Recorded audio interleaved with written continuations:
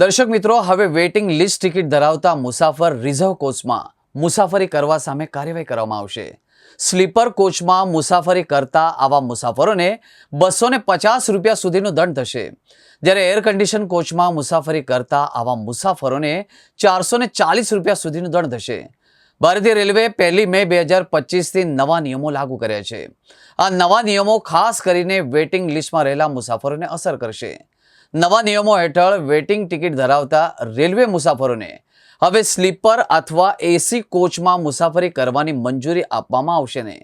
અહેવાલ મુજબ waiting list ticket ધરાવતા મુસાફરો ભલે તેઓ ઓનલાઈન ખરીદેલા હોય કે કાઉન્ટર પરથી ફક્ત સામાન્ય એટલે કે જનરલ કોચમાં ચડી શકે છે. તેમના માટે એસી અને સ્લીપર કોચમાં મુસાફરી કરવા પર પ્રતિબંધ રહેશે. મીડિયા અહેવાલ મુજબ હવે વેઇટિંગ લિસ્ટ ટિકિટ ધરાવતા રિઝર્વ કોચમાં મુસાફરી કરનારાઓ સામે કાર્યવાહી પણ કરવામાં આવશે. સ્લીપર કોચમાં મુસાફરી કરનારા આવા મુસાફરોને 250 રૂપિયા સુધીનો દંડ થશે, તો બીજી તરફ એર કન્ડિશન કોચમાં મુસાફરી કરનારા આવા મુસાફરોને 440 રૂપિયા સુધીનો દંડ થશે. આ ઉપરાંત નિયમોનું ઉલ્લંઘન કરનારાઓ પાસેથી બોર્ડિંગ પોઈન્ટથી આગામી સ્ટેશન સુધીનું ભાડું પણ વસૂલવામાં આવી શકે. ટ્રાવેલ ટિકિટ એક્ઝામિનેશન્સ અથવા ટીટીને આ નિયમોનો કડક અમલ કરવા સૂચના પણ આપવામાં આવી છે. આ અહેવાલ જણાવ્યું કે જે લોકો વેઇટિંગ લિસ્ટ ટિકિટ ધરાવે છે અને જેઓ આગામી સ્ટેશન પર રિઝર્વ કોચમાં ચઢવાનો પ્રયાસ કરે છે, તેમને કોચમાંથી ઉતારી દંડ કરવામાં આવશે.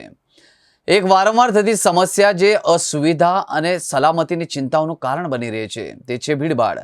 ભારતીય રેલવેની પ્રતીક્ષા યાદીમાં રહેલા મુસાફરોને સામાન્ય કોચ સુધી મર્યાદિત કરીને રેલ મુસાફરીને વધુ વ્યવસ્થિત અને આનંદપ્રદ બનવાની છે. જો કોઈ મુસાફર એસી અથવા સ્લીપર ક્લાસમાં મુસાફરી કરવાની યોજના ધરાવે છે, તો તેણે ખાતરી કરવી જોઈએ કે તેની ટિકિટ મુસાફરીની તારીખ પહેલાં જ કન્ફર્મ થઈ ગઈ છે. વૈકલ્પિક રીતે general coach waiting list ticket ધરાવતા વ્યક્તિઓ માટે ઉપલબ્ધ છે, કારણ કે તેમને રિઝર્વેશનની જરૂર નથી. આ એવા મુસાફરો માટે એક વિકલ્પ પૂરો પાડે છે જેઓ અનામત શ્રેણીઓમાં કન્ફર્મ ટિકિટ મેળવી શકતા નથી.